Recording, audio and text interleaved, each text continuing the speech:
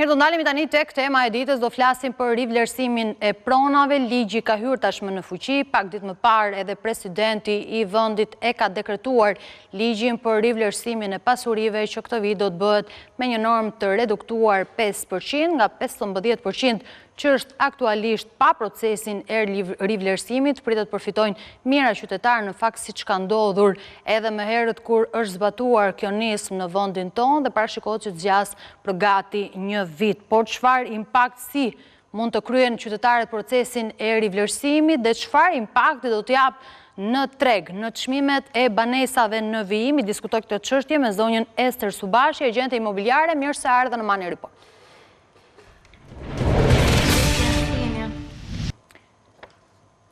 Kemi tashmë draftin e dekretuar nga ana e presidentit, ishte edhe një kërkesë e bërë edhe nga ju në mënyrë që të kalohet sa më shpejt, do duhet që më pas kemi edhe udhëzimet nga ana e Ministrisë Financave për të nisur kështu procesi i rivlerësimit. Si mund ta kryejnë qytetarët rivlerësimin? Në radhë parë, përshëndetje, faleminderit shumë për ftesën. Doja të thoja të cilësoja që presidenti ka dekretuar ligjin numër 85/2025, i miratuar nga Kuvendi në 12 dhjetor 2025. Ligji i jep mundësi çdo pronar të pasurie që disponon një pasuri të palujshme të kryejë rivlerësimin me tatimin, duke qenë nga 15% do të jetë i reduktuar në 5% mbi diferencën e vlerës. Nuk përcaktohet një numër nuk është se përcaktohet një numër i caktuar pronash, por çdo qytetar ose subjekt juridik mund të përfitojë deri në 31 dhjetor 2026. Dhe më pas do të ketë dhe një afat në fakt, gati 3 mujor në 2027, kushdo që ka mbetur pa kryer pagesën, pra aktën kështu siç e specifikon edhe drafti. Si mund të zgjidhet vlerësuesi? Kush mund të bëjë vlerësimin e pronave? Atëherë, qytetarët paraqisin kërkesën për rivlerësimin pranë Agjencisë Shtetërore të Kadastrës në ASHK. Vlerësimi më pas i pasurisë kryhet nga ekspertë të licencuar, të cilët pronari zgjedh vetë dhe pas dorëzimit të aktit të rivlerësimit paguhet tatimi prej vlerës 5% mbi diferencën nëpërmjet vlerës së mëparshme dhe asaj të re. Procedurat të regjistrimit përfundojnë deri në 31 mars, si situat edhe ju, të vitit 2027. Duke parë në mënyrë ilustrative dhe grafike, kemi të nxjerrë tashmë dhe shifrat nga vitet e kaluara që është kryer dhe rivlerësimi ka patur një interes të lartë. Si pritet të jetë interesi këtë vit?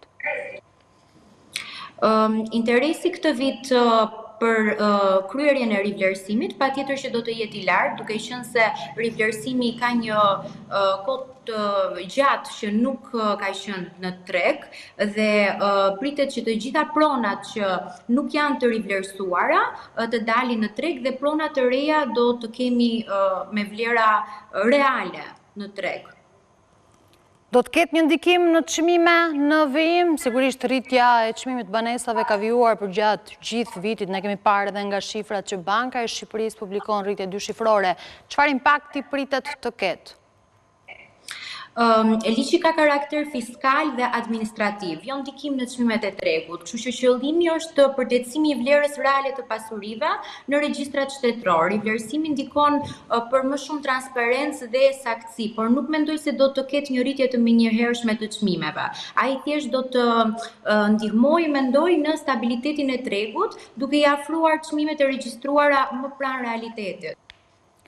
Në përgjithësi, presim një rritje të çmimeve, duke marrë në konsideratë çmimet e referencës tashmë, pra përveç faktorit të rivlerësimit? Nuk mendoj se do të ketë një rritje çmimesh, mendoj se çmimet do të jenë stabil, duke qenë se në zonat e zhvilluara nuk mendoj se do të ketë pësim rritje çmimesh, kurse në zonat të pazhvilluara mendoj se do të ketë një rritje në mënyrë graduale. Kush janë këto zona që pritet preken më shumë? Zona për shembull si Paskuqani, i cili është në zhvillim e sipër, infrastruktura është akoma në zhvillim e sipër, mendoj se është edhe zona e Farkës, që edhe zona e Farkës është pak e paprekur. Këto janë dy prej zonave që më shumë do preken në ndikimin e rritjes së çmimeve. Kurse zonat e tjera si qendra edhe zona për shembull elitare nuk mendoj se do të ketë një rritje çmimi, thjesht do krijojë një stabilitet. Sa i takon rivlerësimit, ku pritet të ketë më shumë interes, po themi, në për qytetet vendit? Sigurisht në kryeqytet është edhe pjesa më madhe e përqendruar, po. Më së shumti është i përqendruar në kryeqytet, në Tiranë, po patjetër mund të përmendim edhe qytetet e tjera dhe Bregdetin. Sepse dhe Bregdeti ka shumë kërkesë dhe duke qenë se rivlerësimi ka qenë i stopuar për një farë kohe të gjatë, kjo do të sjellë dhe potencial për pronat në Bregdet që prej shumë vitesh nuk e kanë kryer rivlerësimin. Kishte krijuar kjo një ngërç në treg, le të themi edhe pronarët. Nuk mendoj se ka qenë një ngërç, thjesht është momenti i duhur tani, duke qenë se jep dhe shumë facilitete dhe klientëve të cilët janë me kredi për shembull. Ato e kishin shumë të vështirë, duke qenë se pronat nuk ishin të rivlerësuara dhe pronarët e kishin shumë të vështirë të nxirrnin për shitje. Duke qenë se dhe tatimi ishte pak i vriste, ishte në vlerë 15% dhe tani është reduktuar në vlerë 5%.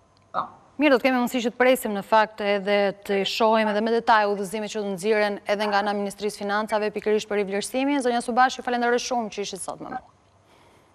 Faleminderit shumë.